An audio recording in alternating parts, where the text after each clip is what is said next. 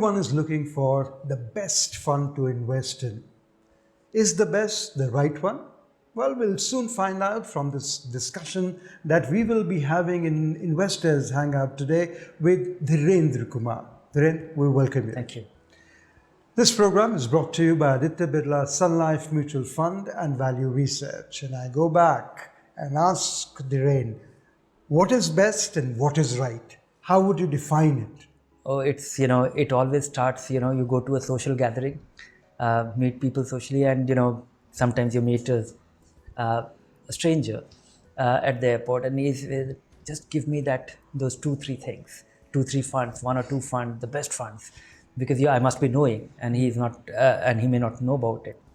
And that is the wrong starting point. The best fund is the only best fund is the one which is the most appropriate for you. And the appropriateness of a fund varies, dramatically. Your money for a few days, money for a few months, money for a critical goal. How much time do you have? And, add to it where the investor comes from. How critical is that money? What is the scale of investment? That also, has a bearing on your risk tolerance. So if you are barely able to save 2,500 rupees a month, your risk tolerance will be different, even if you are investing, if you have a time frame of 10-15 years, because you'll be watching it closely. So how to start? So appropriate fund, I think, is a more crucial point. That is a great starting point. Mm-hmm. And given these variables, that what is your time frame, where do you come from, how much experience do you have of investing in a market linked investment which go up and down so dramatically, that makes every investor's orientation or every investor unique. Okay. And I like the term that you're using, investor unique. How am I unique from others? How do you figure out? Okay, you said that you meet a lot of people at airports and all that. Airport social gathering हम अच्छे funds कौन से हैं? सबसे बढ़िया वाला fund बताओ. हाँ. और तुम्हें पता होगा. But that is what actually makes everybody unique. It actually there is nothing called an average investor, because the average investor, you can bucket them in some form or the other. That people who are looking at investing to derive income from it, old people. Right. Or people who have long years to invest, people who don't have many years to invest but they are still earning. So there are formative years, the initial years when you actually save little bit, your earning is not very, very high, and most of the money is consumed or spent. And then you get into a phase where you have reasonable surplus, you can invest but you don't have enough time. And then you get into a phase where you have, so that is the first level of, a classification. Mm-hmm.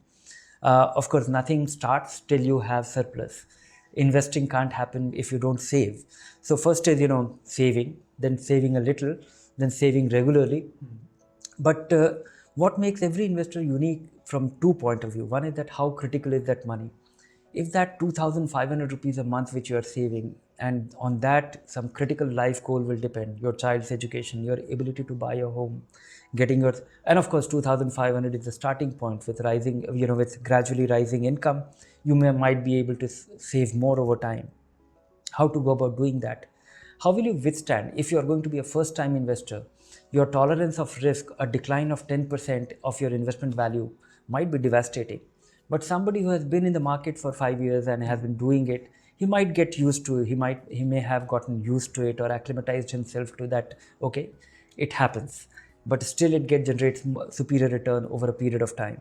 So experience and how critical that money is, because there are investors, if you have plenty of, if you have accumulated meaningfully, and your investment goes, and the scale itself has grown, few lakh rupees, 50 lakh, 100, a crore or something, and then the investment moves up and down by 5 lakh rupees in a day, you don't bother, you don't care, because you have seen it through and you understand that how it works. But your first 50,000 rupee, if it becomes 45,000 rupee, your reaction will be very different. It will be very unusual.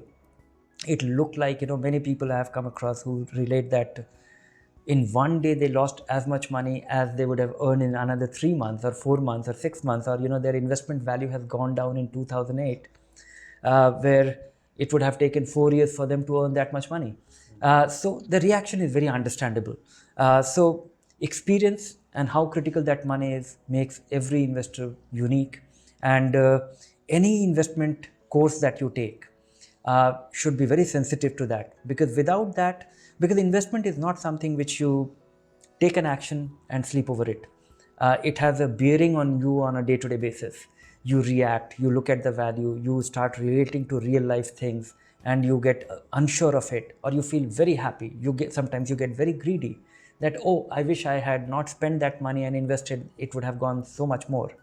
So that greed and fear, and the noisy market, which actually causes this greed and fear at more fear than greed initially, is very important. So getting used to it, so devising a plan whereby you get used to it, because most investors are driven out of the market when they are not sensitive to this particular dimension, and it's understandable. So they need some hand holding, or they need to do their own homework to benefit from this.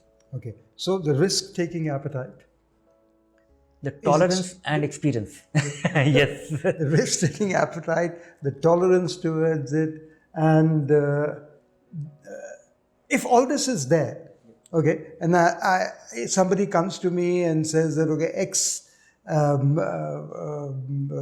fund is pretty good to invest in, and I have over a period of time invested the money, as you said, risk and experience is there.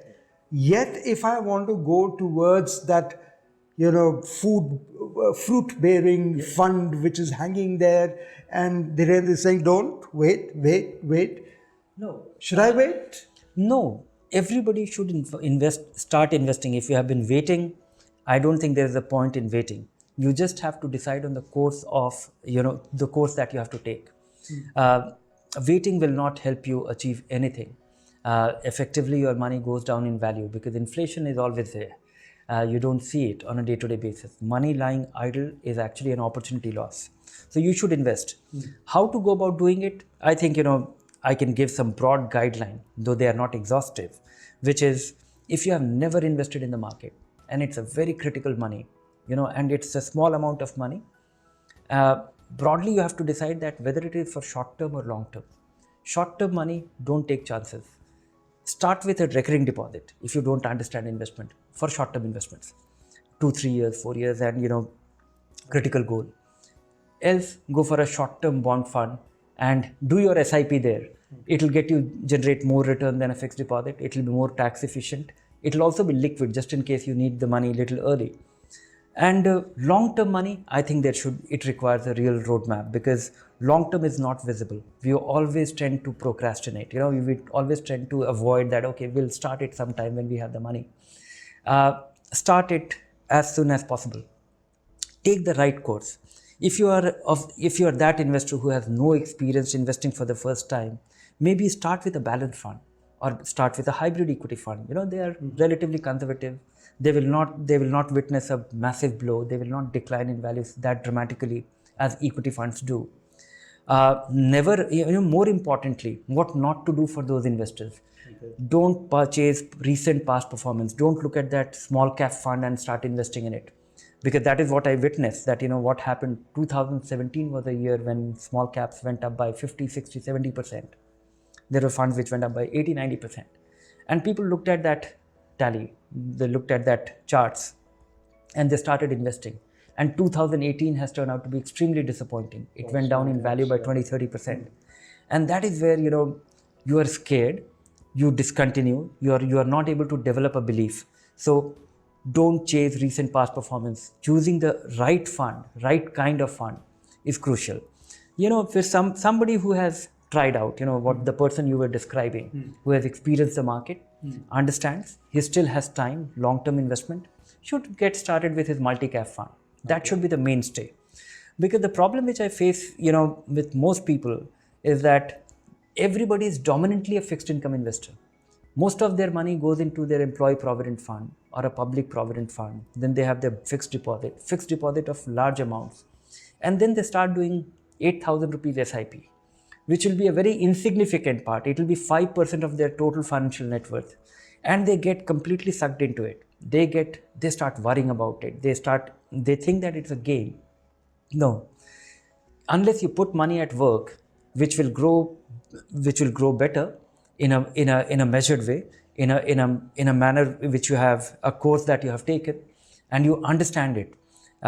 So for that person, it should be that multi-cap fund, one or two or three. Most of these plans, it is important for investors to keep it very simple. You should invest in one or two or three funds, choose the appropriate vehicle, be regular with it. Then comes an investor who has need for income. Choosing the right vehicle is one thing. Having the right expectation and having a withdrawal rate which is sustainable, which will make sure that you don't eat into your capital, being conservative with it, and allowing it time to fructify and then revise your income, because those investors, their needs are very critical and their mental framework is a little shaky, because the moment you stop earning, you are less, your anxiety level goes up, you are more unsure, or your little decline, and you get upset. So being conservative with that investment and how to invest that money, because many a times investors invest at one go. So the same rule, back to basics, which is few funds, never invest at one go. Even if you have lump sum money, have reasonable expectation, have a withdrawal rate, understand a little bit before you invest, and depending on your experience, choose the appropriate vehicle. So if somebody has a FD of say 30 lakhs, over a period of time, like we have a lot of people who take premature retirement and all. That and I now think is the if they're default. listening to and watching our program, what would you advise them? 30 lakhs are lying in their FD. A lot of investors don't buy into it, but I have to tell them that you are on your way to poverty, because if you have all your money in deposits, it will be safe, but over a period of time you will get poor, because the interest that you'll earn on FD will keep coming down as inflation is coming down. Your need for income will keep rising despite the low inflation. The inflation is still there. No tax benefit. And no tax benefit. So 30% of that will go towards, depending on your income, overall income. It can 30% of your income, interest income, can well be taxable, can go towards taxes.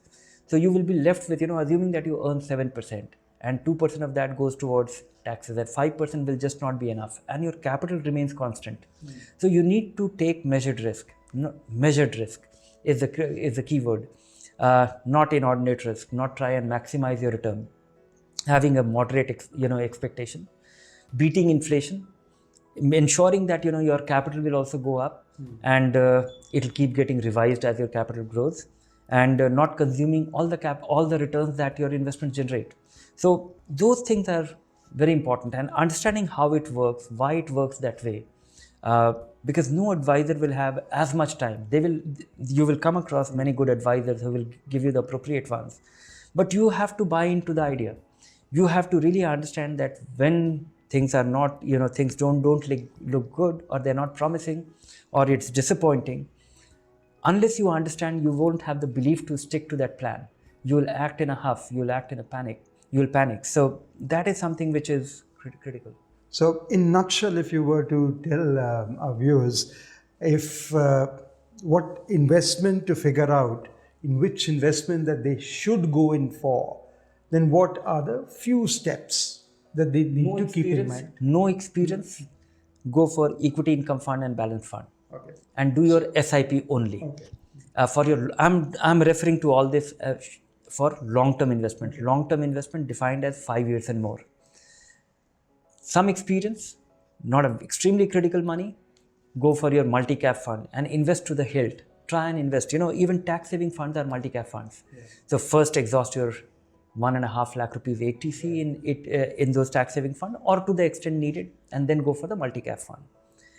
Investing for income, choose, and even if you have 30 lakh, 40 lakh, you decide to take your money from the fixed deposit, don't invest all that money tomorrow. Not lump sum, but get into SIP. Do a STP, put that money in an ultra short-term bond fund. Move that money over the next 12 to 18 months or maybe 2 years. Because you need that money, you will be withdrawing that money, or your need for that income from that investment will last for 20, 30, 40 years till you're alive. So spreading this investment and averaging your investments, eliminating the risk of catching a market high is critical at that stage. So do that, and then mount a withdrawal plan. And the money which you need for your consumption, that is our other alternative which you should be conscious of. Maybe you invest in a balanced fund, you invest in an equity income fund, depending on how conservative or aggressive you are, or your experience. So both these things into keeping that in mind. But after that, make sure that you are your withdrawal rate is moderate. It is not exceeding 6%. And as your investment performs, your 6% withdrawal rate itself, 6%, 5%, 4% itself will be higher. Because if your capital grows, those 6% of larger capital, the appreciated capital, will ensure that you are having an inflation adjusted rising income even in your retirement. Yeah. So Dhiren very nicely have communicated to you as to how the best fund may not be the right fund. So please follow his advice and move towards prosperity. And it's time for us. The critical thing is that everybody thinks that there is a trick, and the experts know it, and they don't know it. So getting that tip, getting that trick, no, you shouldn't follow a tip. You should just follow a method, and a method which will, because investing isn't a one-off thing. It is not that you have to do well over the next 1 year, 3 months, 6 months. This is going to have a lifetime impact, and it will ensure your financial security. So you need to follow that method, understand it. A tip will be, I'll give you a tip that which I think is a fund or a stock which will do well. I may be wrong. I may go wrong. Or markets may not behave. Everybody is focused on return, but I think focused on what you expect, what works over time, how to go about doing it is more important than looking for that best fund. And understand your risks. There isn't a best fund, is another thing. I can tell you after running value research for 30 years that it is impossible to predict which will be the best fund.